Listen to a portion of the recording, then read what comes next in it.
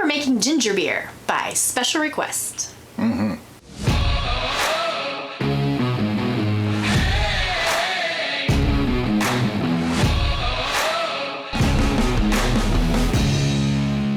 Hi, I'm Brian.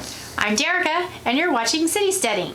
To learn to grow and brew and take control of your food, hit subscribe now. And don't forget to like our videos, comment on them, and hit the little bell icon so YouTube will know to notify you when we have something new to share. Today is ginger beer. Couple of definitions here. I define ginger ale and ginger beer as one's a soda, one's an adult beverage. Ginger ale is the soda, ginger beer is the adult beverage. Today we're making ginger beer. Okay, so what we're gonna do first, like we always do, we're gonna hydrate our yeast. How do you hydrate yeast? Glad you asked. Put some water into a cup of some type that has been sanitized. Everything here has been sanitized. In our red bucket of sanitization. And I'm using Safe Ale SO4 yeast. Now somebody's gonna say, why are you using Safe Ale SO4 yeast? That's an ale yeast. Right, I'm making a beer. But I'm really using it because A, I have a lot of it. I buy them 10 at a time because it's cheaper. And B, because it's a 10% tolerance yeast. So to me, that sounds about right. What I'm actually gonna do, here's the grand plan. I'm gonna stop this fermentation at about 5% alcohol, maybe 6. What? Yep, you heard me right. We are going to rack it, then bottle it. We're gonna let them naturally carbonate. A lot of people have been asking for how to naturally carbonate. I'm gonna show you. Then, once that's naturally carbonated, we're gonna pasteurize it so that you get a sweet, carbonated, slightly alcoholic beverage. How much yeast? Half a teaspoon, maybe? Every yeast packet is different. This has come up too. People say, oh, just use the whole packet. I don't like to use the whole packet. This is made to do 5 gallons. Sure, I can throw the whole thing in and it'll be just fine. But why waste it? To me, that is waste because this does not need that much to get going. It's not a high gravity brew. So I just use enough to make it work. But anyway, a lot of people like to do things crazy and different, and it's okay. As long as you don't hurt yourself or hurt anything or make bad brews, doesn't really matter. So anyway, we are hydrating our yeast. Right, and you can see it's starting to drop down in there. I'll give it a little stir. So while we do the rest of the things, we do this. Now a lot of people make ginger beer with a ginger bug. That's a natural fermentation technique. I don't do it that way. That does not mean that way is the wrong way. No, it's not at all. Or that our way is the wrong way. It just means they're 2 different ways. I'm showing you a very simple, easy way, and if you're already a brewer, you already have most of the things you need. Now, the yeast.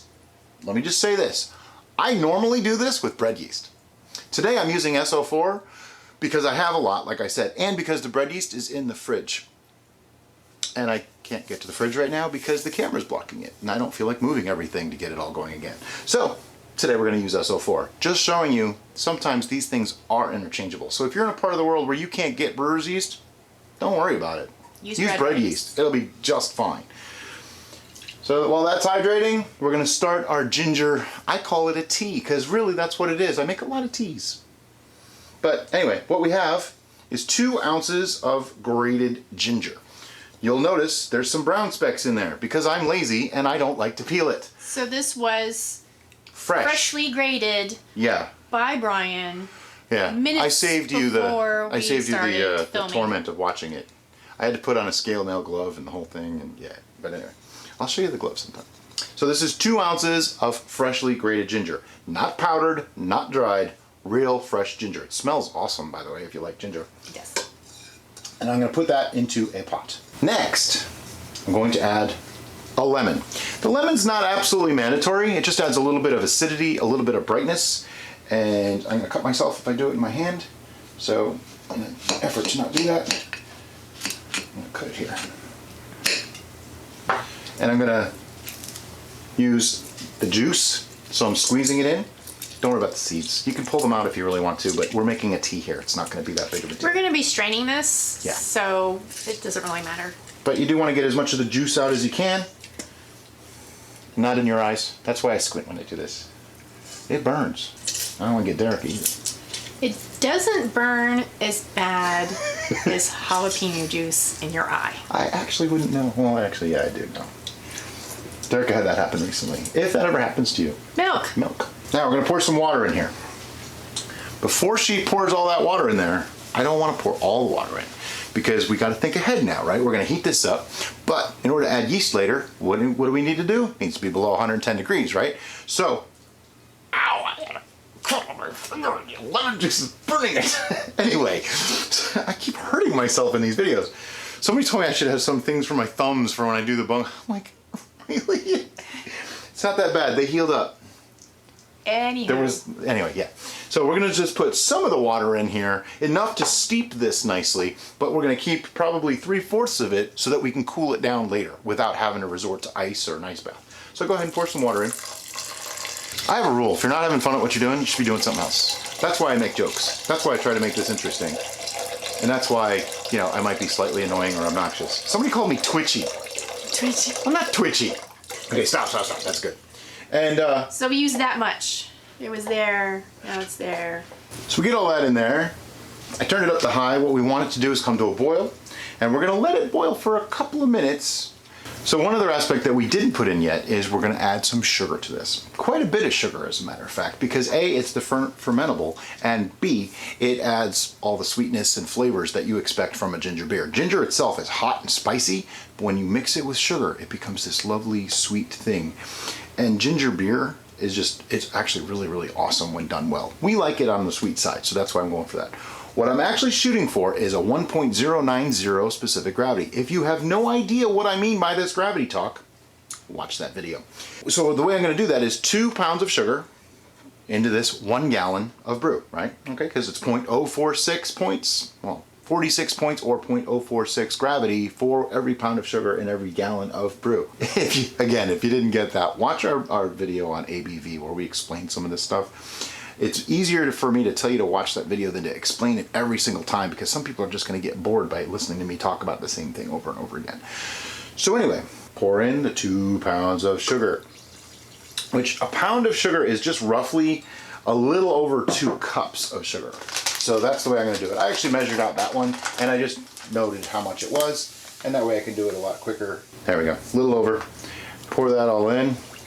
Now, before you say, oh, that's too much sugar, I don't want that much sugar. Okay, a lot of it's going to get fermented out, and this is a sweet drink. This is just one of those things.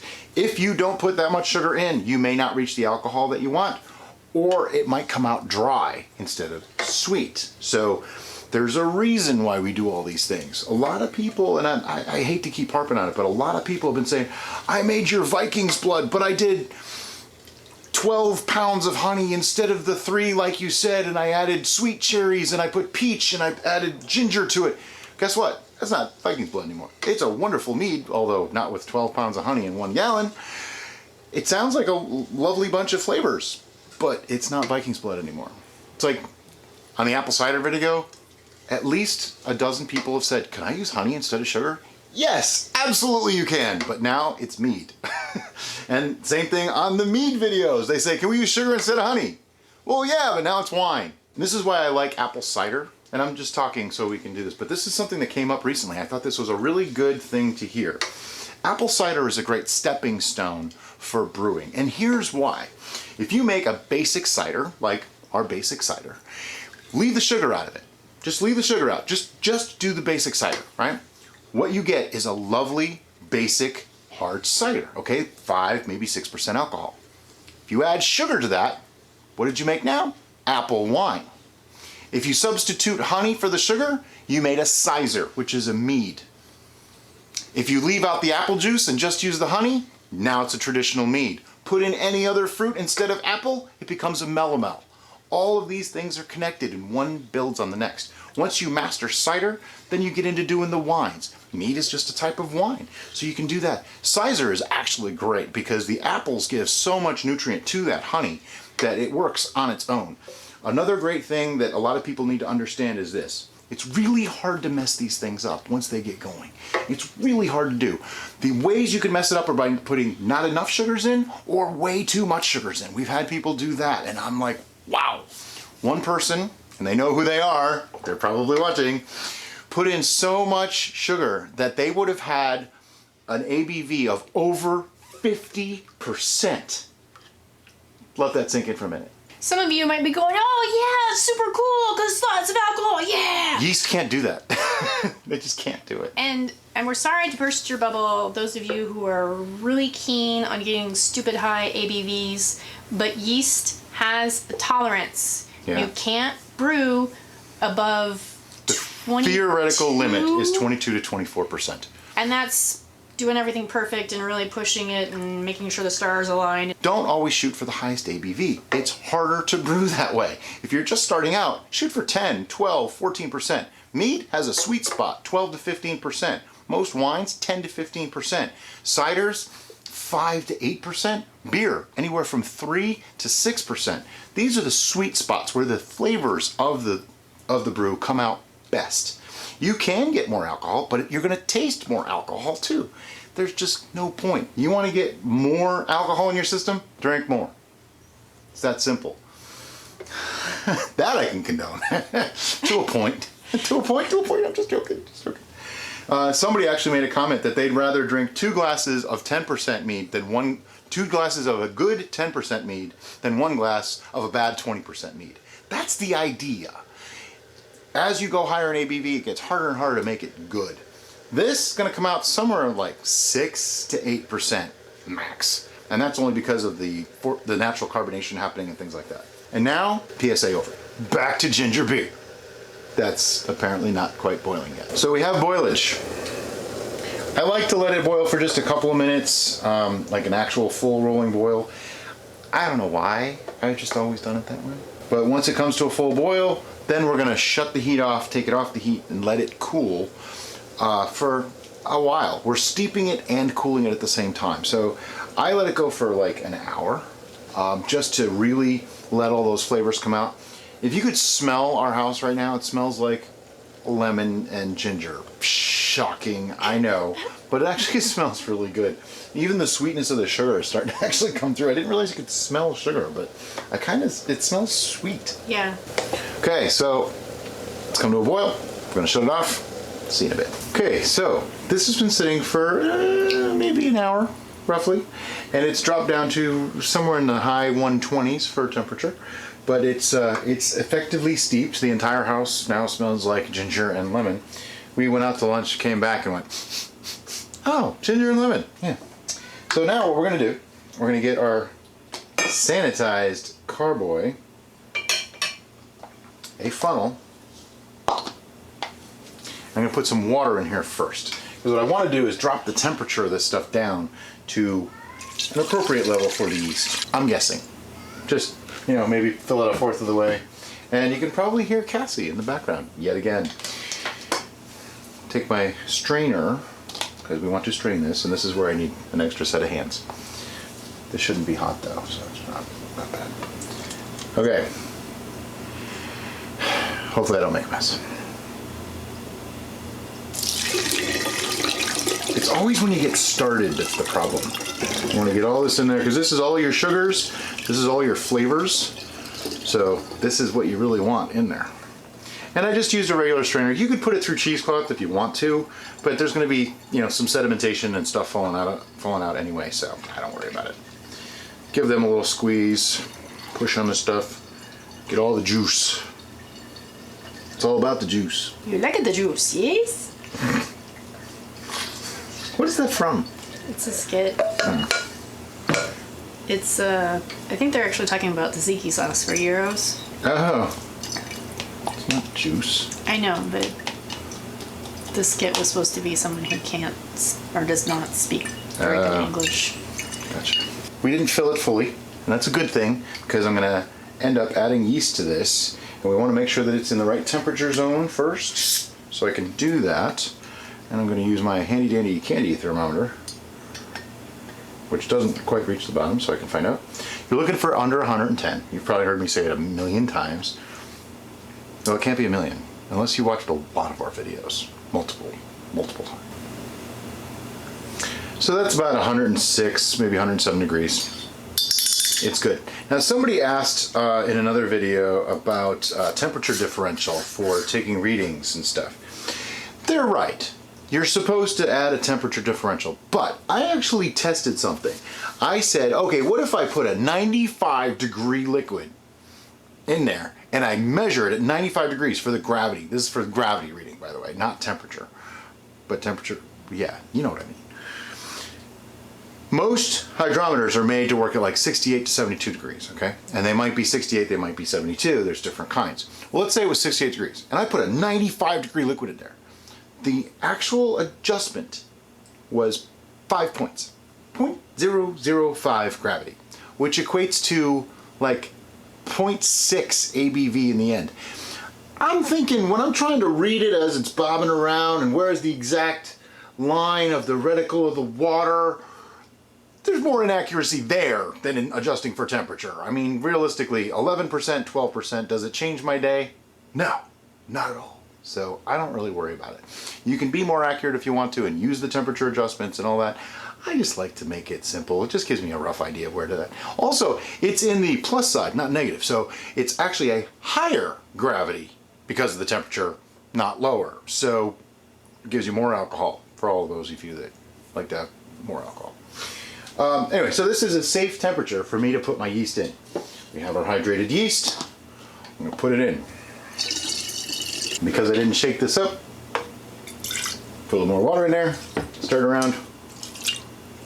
Should be good now. There we go. See, no yeast in there. So we have that. I have a bung. I want to get oxygen in there. Oh, right. Shake, shake, shake. Shake, shake, shake, shake your bochet. Right? Somebody said that.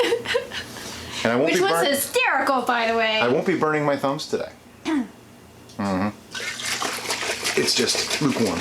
And I'm shaking this up, as we always do, to get oxygen in there and to make sure that everything's fully immersed in that liquid. Yeah, no comments. I'll just start calling it a stopper. Hold the stopper, please. Certainly, sir. Now I'm going to add the rest of my water, and then I'm going to take a reading and mix it up. Now you don't want to fill it too far, just like always. We want to have a little bit of headroom. Something like that. If I want another ½ inch, I'd be in the danger zone where it gets on your shoes. That's a whole other story. Put the stopper back in. A little more oxygen in there. I'm trying not to foam it up too much because I do have to get a reading on this. Okay, now some of you might have noticed I have a new graduated cylinder. Somebody made me say this now. This is 100 milliliter versus the honking ginormous 250 milliliter that I had. I like this one better because it only takes 3.5 of these to fill up versus like 42. If you were like us and got the set Chef-assed one that came with the really big one, if you go to our new improved shop on our website, you will find this exact cylinder for sale there. It's like $7. So remember, we're looking for about 1090 for our gravity on this because we want this to get to a certain level, but we don't want it to be, you know, crazy high alcoholic levels and all that kind of stuff. So take the hydrometer. Now there was some questions on hydrometers. On the hydrometer, on mine anyway, I see bricks at 60 degrees Fahrenheit. That's where this one's calibrated to, 60, not 68. And then there's a potential alcohol by volume. Don't go by that one. That doesn't really help you. The bricks, you can use that, but you have to convert everything. I don't use bricks. I use the SPGR at 60F. SPGR is specific gravity. So I'm going to drop this guy in. Hope I don't overflow it. I did not. Boy, look at that. When it stops. 1084. I'll take it. Close enough. People say you should toss this out. I sanitize this. I sanitize my hydrometer. I don't want to waste it. I paid for the sugar. I paid for the ginger. I paid for the water. Why throw it away? We're in the oxygenating stage anyway.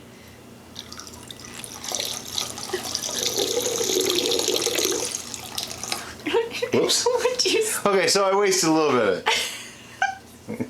Oh, that's kind of funny. If he worked at one of those fancy restaurants where they do the ridiculous pour thing, yeah, that's what I was trying to do. He would fail. Are you gonna Gotta mix it up one more time. Get more oxygen in it. Now I can foam it up because I don't care. Take my finger off the stopper. because a dry stopper stays in much easier. Go ahead. Now something of note, as you push this in, you'll see the pressure change. And sometimes it'll come right back, like that time. Like that. That's a little crazy, it shouldn't have. We've had some people that talked about where it was going up the other side. If you put a warm liquid in here, as it cools, the pressure actually becomes less. So the outside pressure is higher than in here. It'll actually force that liquid up, just like it's doing right now. It'll actually do that. It'll eventually level out, don't worry about it. If it goes too far, where it starts to look like it might suck it back in there, pull the airlock out, put it right back in. It'll equalize the pressure again, you'll be fine.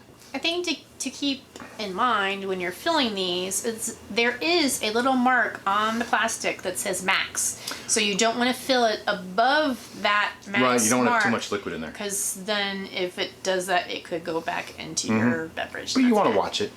Okay, so this is ready to go. Okay, we have our reading, it's 1084.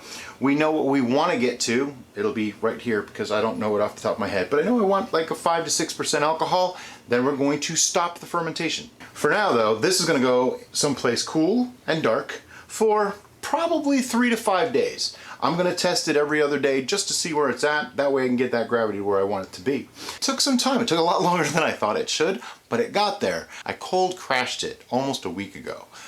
This past Saturday. Today is Thursday, so like 5 days ago, because I have not had an opportunity to get to it.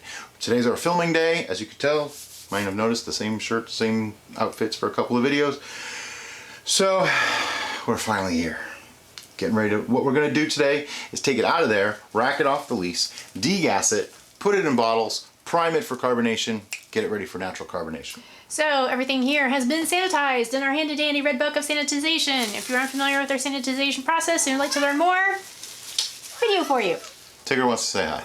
Hi Tiggs, I can't pet you, I'm sanitized. Go away. I love you. Yes, I love you, go away. Go on, go, go, go, go, go. Tiggs, not now. Tiggs is traumatized because when we're not filming, this is the cat window and there's this really cool cat seat thing here. And she was napping and we had to kick her out to film. I had to, which means she's really not happy right now. She's just all sorts of upset. All right, so typical racking procedure, put it about halfway down, give it a couple pumps, let it start going. Make sure this is all the way in the bottom, and then you can put your siphon all the way to the bottom. That way it won't pick up any excess lees. You want to do it all carefully though. You don't want to stir anything up, especially in this case, because we're only going to rack this once. Now, something of note, you're always going to have a little bit of sediment in the bottom of these kind of bottles because of natural carbonation. There's just no way around it. Tigger, not now, sweetie. Okay? We're working. This is how we feed you. Notice how calm and sweet he is to Tigger. But when Fawn comes in here, it's a different story. Okay. It's because Tigger is not Fawn. All right. So, we're getting there. It's going to take a little time. Let me... Solid gallon. Okay, and there we go. We got our gallon of liquid. Wasn't me that time. We did lose a little bit. People have asked about that. How much do you lose? You lose some. You always lose some because you don't want to have those leaks in your beverage. What I am going to do is degas. Now, this is a degassing wand. It has a bit on the end for a drill. I never use it that way. Probably because I'm afraid of splashing it all over the place. What I do is instead this. Now, before someone talks about oxygenation, I'm not really that worried about it at this point. There's a couple things that are going to happen here today. First, I'm trying to get the gases that we don't want, which include CO2 with some other stuff too, hydrogen sulfide, sulfur dioxide, and you know, a million other gases that taste bad. We're trying to get them out of this. Oh, in case you forget, this is the one that we stopped early. This did not go to like the full 10 or 11%. I'm gonna take a reading in a minute and we'll know just what percentage it got to. I think it was somewhere around 1045 or 1050 when I pulled it. I say I think because I did it the day before we had to go to work on our day jobs and I didn't test it. So I just pulled it. I tested it the day before. So what I'm gonna do, take a reading the standard way. And a lot of people still are telling me, you know, in groups and on Facebook and various forums, oh, I didn't do a hydrometer reading. A lot of these people actually have a hydrometer and aren't doing readings, which freaks me out. I can't understand why you wouldn't. Especially with a brew like this, it is absolutely critical to know what it's doing. I needed to know the whole way. How fast is it fermenting? What is it fermenting to? So I can stop it and leave some sweetness in there. Because remember, this is going to get pasteurized after it naturally carbonates, which you'll see that in this video too. All right, it is at 1050.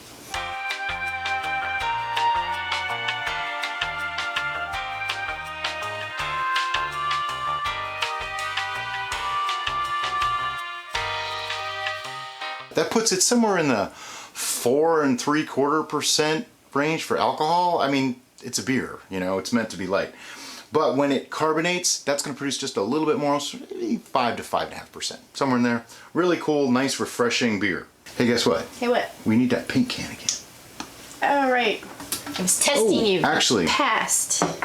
Before we get to that, I'm going to need the bottling or the degassing wand one more time. Oh. I probably don't even have to, but I did another test using cider, using this exact same method, and it didn't start up a fermentation for natural carbonation. So what I have here is 1 ounce for every gallon priming sugar. It's just plain old white sugar. I'm going to put that in, and remember what I said, 1 ounce by weight per gallon. And I just want to mix that through. The reason I'm doing it is because, like I say, in my experiment, it didn't actually start up carbonation real well. They've been sitting for over a week and they're barely carbonated at all. I want to make sure this gets a pretty hefty dose of carbonation. The way we're carbonating this is by reactivating the yeast so that they will create their little bubbles. Exactly. And that will be the carbonation. Yep, they call it natural carbonation, or bottle conditioning is another term for it. Never understood the bottle conditioning, because the bottle isn't doing anything but holding everything in. Okay, so I'm going to put this up on the paint can. Hopefully it won't slip out of my hand. And all we're going to do is go right into the bottles with these. And we're using swing top bottles for a reason. There's different ways of measuring if you've got enough carbonation. You know what I do? Every couple days, pop it open. I can tell by how much pop it gives. So what I just did is I added the bottling wand, which has this little thing on the end here that means it'll flow. When it's sticking out like that, it won't flow. So I can put that in the bottom of my bottle, and you can go all the way to the bottom with that because there should be no sediment in there. And we just start siphoning it into the bottles. And this is gonna go kind of quickly, and you probably won't see most of it. As we get towards the bottom, she's tipping the jar so that there's more volume and we don't lose as much. There's really no sediment in it, so I could just pour this in, but I don't want to introduce more oxygen than necessary.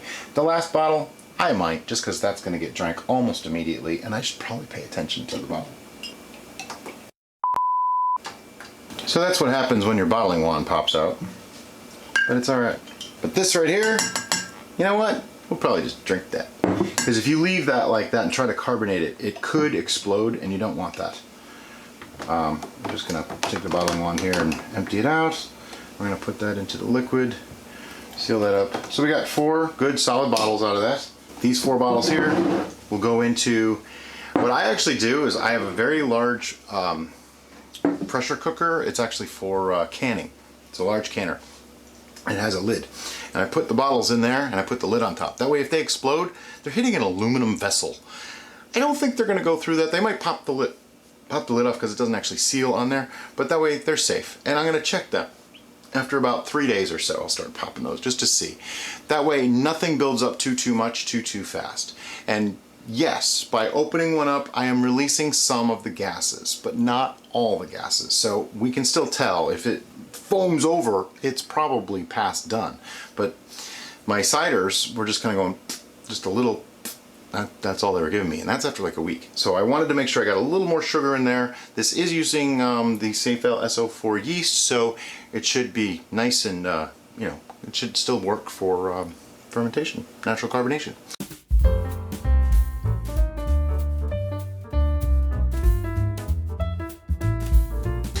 Okay, so that's it for this part. Let these sit for several days, and we'll see you in a couple. So the next step of making ginger beer is to pasteurize it. There's a very easy method. There's a few things you need to remember. The first is you want to have a really big pot. Take your bottles, right, sealed. I like to use swing tops for this. If you use capped bottles, it's a little bit more risky, but it should still be okay. I've heard of a lot of people doing it that way with no problem. You'll notice I have some other bottles here too. These are apple cider that I just happen to be ready to pasteurize too. So I'm gonna put them all in together. The more bottles you can get in here, the better. And what you wanna do is just put them in. At this point, it doesn't really matter yet because all they're doing is filling in space essentially. And if you hear noises in the background, that's our cats freaking out. For whatever reason, cats freak out. Essentially what you want to do is put all the bottles in, then start filling it with water. Now, any water's fine. I mean, you can use... Before you do that. Yes. How long has it been since we have started our carbonation process? Too long. So, those of you playing along at home, almost 2 weeks. If you're doing a project like this where you want to naturally carbonate your beverage, please try to schedule a time for you to have a small window to get those pasteurized. The idea was for this to come out, ooh, it's nice and clear now though. The idea was for this to come out at like a 5%, then get naturally carbonated, maybe be like 5.5, and then pasteurize it so that it stays nice and low and stays sweet. Now, they've been sitting in here a while, almost 2 weeks. I hate to admit it. So it's entirely possible that these went completely dry and I won't know until I'm done. We're really scared about that because our friend Jeff Ford had a similar issue. And he lost all the ginger flavor. Lost his ginger flavor, and that makes me super sad because we did taste this before. And it was lovely. And it was glorious. It was like, oh my gosh, this bubbly would be so good. So if our hectic schedule messed that up, I am going to be a sad panda. But look at the learning you guys get. What you want to do is pour water in. Now, probably not hot water at this point because there's no need, really. And all I want to do is put in enough water to get up to like the neck of the bottle. Like you can see where my hand is on the second camera. This is a 6-gallon bucket. I'm assuming it's going to take 3 gallons or so, maybe even more. That's 2 gallons, roughly. These aren't exact gallon pitchers, so... Even this isn't. That's like just enough. That's perfect. You don't want to go over the tops of the bottles. I have it to within maybe 3/4 of an inch of the top of the liquid in the bottle. So it comes... Yeah, it's this far away from the top. To like right there. Yeah, it's fine. I'm going to go with that's fine. Now we have our water level. Now, let me just explain what the pasteurization process is. Obviously, it was discovered or invented by Louis Pasteur. Probably the year can be down here or something, I don't know. That's unimportant. What it really is at certain temperatures, different pathogens are killed off. Now, yeast tends to die off somewhere between 120 and 130 degrees. Sometimes 140 to 150 is better. So the idea is we're going to take this water to 185 degrees. So now I have the bottles in here, right? And anyway, as I was saying, we get this water to 185 degrees. Then we put the bottles in. That's key. They sit in there for 10 minutes off the heat. You may be confused, but you already have the bottles in there. That's right. That was just to figure out That's just to calculate how much water we need. Yep, so now I'm going to take the bottles back out. This might seem rather disjointed at first, but it's actually a really simple thing. So I don't want to make it too complicated. This is going to go on the stove, heated to 185 degrees, okay? When it hits 185 degrees, I'm going to bring it back over here and put it on something so I don't burn the table. Then I'm going to put the bottles back in. They are sealed. No, they should not explode. It's a gentle temperature. It's going to raise the interior temperature of these hopefully to 165. I don't really have a way to know without sticking something in there, but then you lose all your carbonation. So we're gonna stop the video here, put this on the boil, well not boil, 185, then we'll be back in a few minutes. Around Thanksgiving time, we had a little silly contest. I wouldn't call it that silly, but it was kind of silly. Basically, Jeff came up with the idea to, hey, let's just have everybody, hi Gizmo, sorry, to have everybody post their turkeys, and whoever got the most likes wins something silly, like a turkey baster. So I said, you know what? Let's do that. And I think it was by a fairly large margin. The winner is Danielle, Scott, Cheryl, you are the master baster. Dun, dun, dun. I actually came up with that. It just sounds so much more wrong coming out of her mouth. So we'll be in touch, Daniel, and we'll get your address so that we can send off your lovely award. It's a major award. Maybe it'll be fragile. Anyway, we just wanted to say that, and thanks everybody for participating. Okay, so our water is at 185.4 degrees. I'm going to very carefully and slowly start putting the bottles in. Now, it's off the heat. Notice that. I'm just going to set them in gently. You don't want them to bang around or anything like that. Also, if you have chipped or cracked bottles, this is probably not a good idea. You just want to be careful. And just get them all in there. I can see carbonation coming up, okay? That one bottle, it's already starting, so I'm just going to keep an eye on it. I don't do this very often, I'll admit, so it's a little intimidating. Kind of like when we did the Bochet. You just don't want stuff blowing up in your face. So what I'm going to do is take this lid, take my thermometer out, just put that on top. That way if anybody decided to blow, we should be relatively safe. But anyway, that's it for now. Now, set my timer for 10 minutes. See you in 10 minutes. 10 minutes went by. I have a glove. Nothing exploded. Yay! I really didn't think they would. But, you know, you do want to be careful. You are dealing with pressurized vessels here, so you do want to have some caution and be aware of what you're doing. That's all. We can see that some of them are still bubbling to the top. Yeah, I'm just going to take these guys out, set them on the table. The ginger beer ones are all really effervescent. They're bubbling. You don't want to drop these at this point. That would be bad. Yeah, they are pretty well pressurized at this point, so they will hurt you. Another thing you don't want to do is immediately put these like in the fridge or someplace very cold. Let them come to room temperature on their own and you'll be fine. You can totally see the bubbles coming up the sides.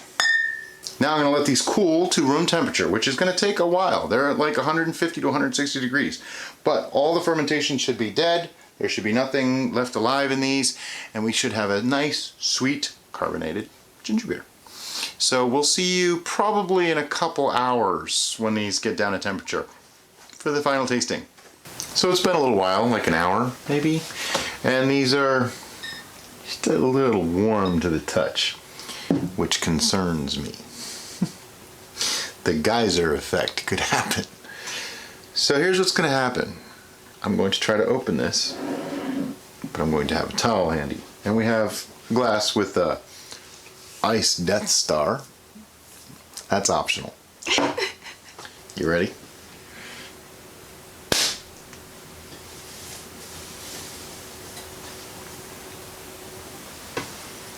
I see bubbles. Like lots of bubbles. That means it's carbonated. Let's pour this thing. Oh.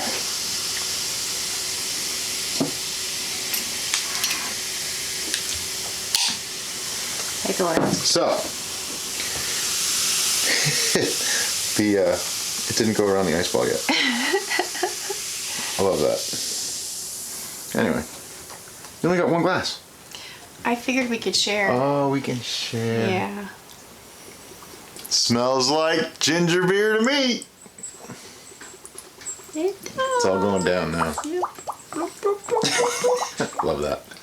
All right, so now it's chilled. Yeah. Go ahead and give it a taste, babe. See how it is? It really smells of ginger still. Is it good? Oh, wow. Yeah, this is fantastic. This is not just good. This is phenomenal. I don't know that it really changed from last week. It's still delightfully sweet. It has that ginger flavor. I'm gonna say 6.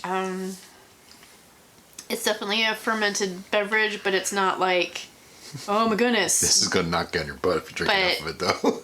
It's such a friendly drink that I can imagine drinking a lot of it and then trying to stand up and failing. This is lovely. It's lovely. Brian started brewing ginger ale specifically for me because I suffer from really bad headaches, and ginger helps with headaches. Yeah. It's a thing. Ginger is a lovely thing. It actually helps with headaches. It helps with stomach issues. Yep. All kinds of problems. Now, on her headaches, she gets migraines. It'll cure them for like an hour, maybe. And then starts creeping back in. But, you know, it's so bad about drinking. Oh, that's nice and clear. And oh, this is beautiful. Let's see Very if I can happy. get it closer, you can see.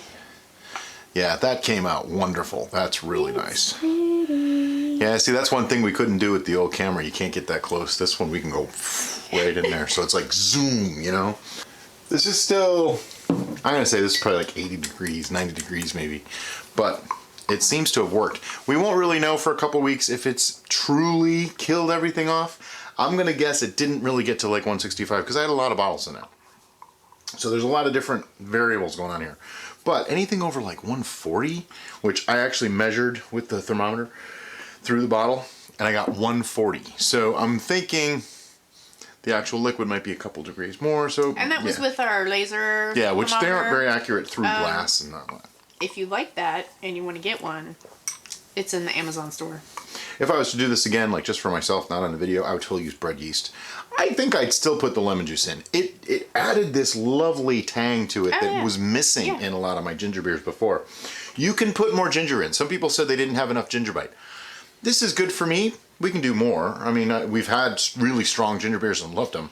If you guys have questions on this, anybody that tried it and it didn't work out, leave a comment on this video, ask away. I try to answer any questions that I see. And even if we can't answer, somebody else might. There are tons of people who went through this right along with us. Yeah, probably a dozen people did this. They will be able to answer you, and they will probably give you the exact same answer that yeah, we probably would give you.